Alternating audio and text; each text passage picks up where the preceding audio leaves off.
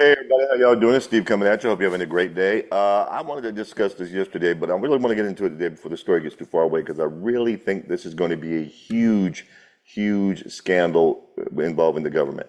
I'm sure a lot of you have heard already because it's been all over the news networks and definitely all over X and other online sites. You'll see it on YouTube. Like I said, you look for the story. Just Google USAID, which is supposed to mean USAID, and that's definitely not what it is. It stands for the United States Agency for International Development, basically a giant government slush fund, probably for the CIA and a bunch of corrupt politicians on both sides. But the USAID, Elon and his group at Doge, those young whiz kids over there he's got running the place, found enormous amounts of fraud, waste, and abuse over there. And when I saw some of this stuff they put out on Rapid Response 47, which I found on X, which is kind of the White House's rapid response team to counteract fake news, it was absolutely blow your minds. I'm going to share this with you guys because I want you to see. I'm just going to read through a few of these things, the kind of stuff USAID was spending money on, right?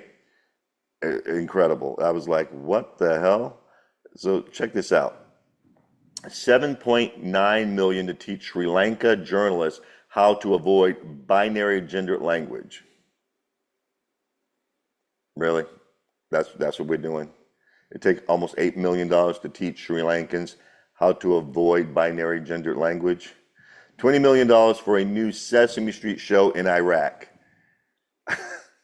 $4.5 million to combat disinformation in Kazakhstan.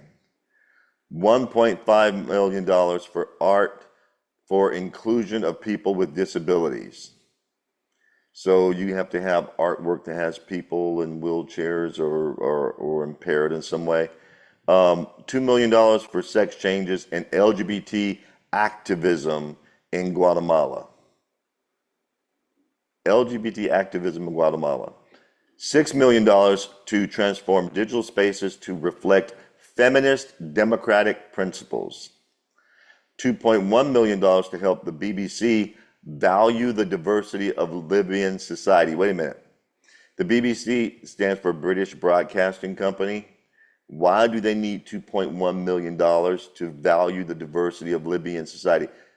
If that is the BBC that I'm thinking, which is the British Broadcasting Company, that is a very woke, very woke company that basically steals money out of people's pockets. Because I used to live in England.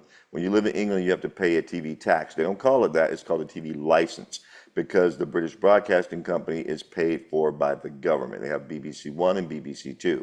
And so why are we paying these guys $2 million to value? I promise you they already value all kinds of crazy ass stuff they shouldn't be valuing.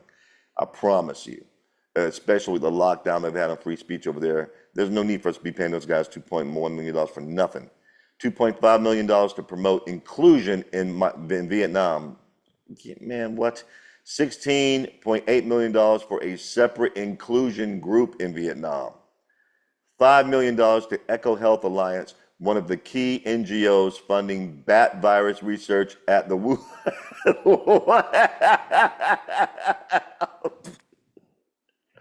Bruh! Oh my gosh.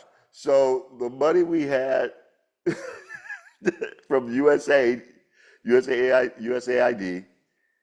inadvertently funded gain of function research that released the code. So they funded the COVID virus. That's what you're telling me. That we knew it came from the lab, but we paid for that. We paid for the lab to get funded that end up making the whole world sick and millions of people die around the world. Okay. $20 million for a group related to a key player in the Russiagate impeachment hoax. $20 million for a lie. Wow. $1.1 million to an Armenian LGBT. Why? Why? All right. $1.2 million to help the African Methodist Episcopal Church Service and Development Agency in Washington, D.C. build a state-of-the-art 440-seat auditorium. The Episcopal Church, in my opinion, is just like a unicorn church. They don't believe in nothing that's godly. Especially that was the church that lesbian, at least I think she is, bishop got up and started chastising Trump and J.D. Vance. I did a video on that. Go check that video out. That's the Episcopal Church. Why are we building them anything? Don't they have their own money? $1.3 million to Arab and Jewish photographers. $1.5 million to promote LGBT advocacy in Jamaica. See, a lot of this stuff, what that tells me, just so you guys know, this isn't just because they're now they all probably are a bunch of freaks and they do all kinds of stuff on the side, but that's not really what this stuff is about, because there's some stuff that's not even listed here. They utilize a lot of that stuff, especially on the T side, to destabilize regions, especially regions that are very masculine, especially in Latin America, very well known for that. And it's used to destabilize regions. So that's why a lot of this stuff is CIA, I think a CIA front type operation to destabilize governments they want to have destabilized and try and gain control over.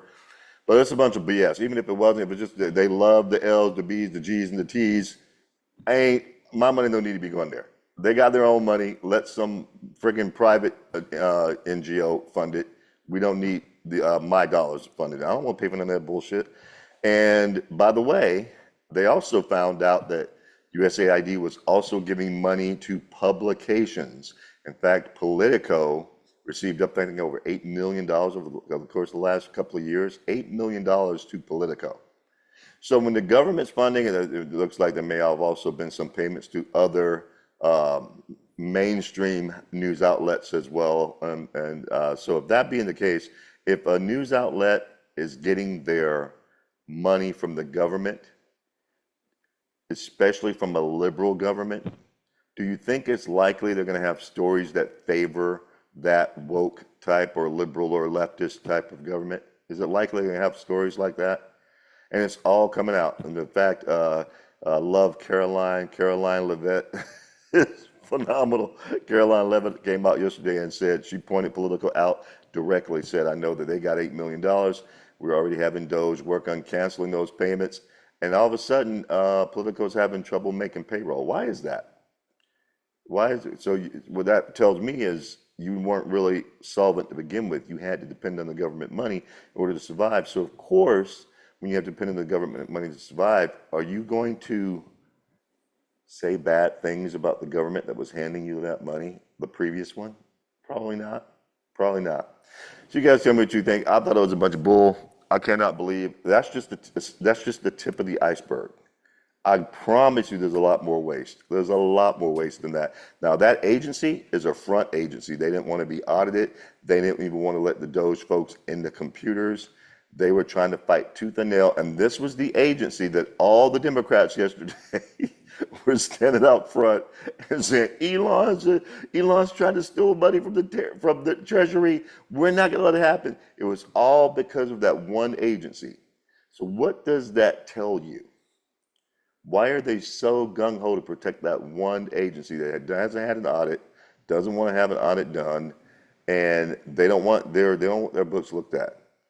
Now, they did say one thing that was right. It was USAID today. It'll be the Education Department tomorrow. They're going to go through this government and find the waste, and I hope they release it all because we deserve to know. I just think that was a bunch of bull. I cannot believe we were spending money on some silly shit like that. It's crazy. But y'all tell me what you think. I'd love to hear from you. Please like the video, comment on the video, share the video. I look forward to hearing from y'all soon. Y'all take care.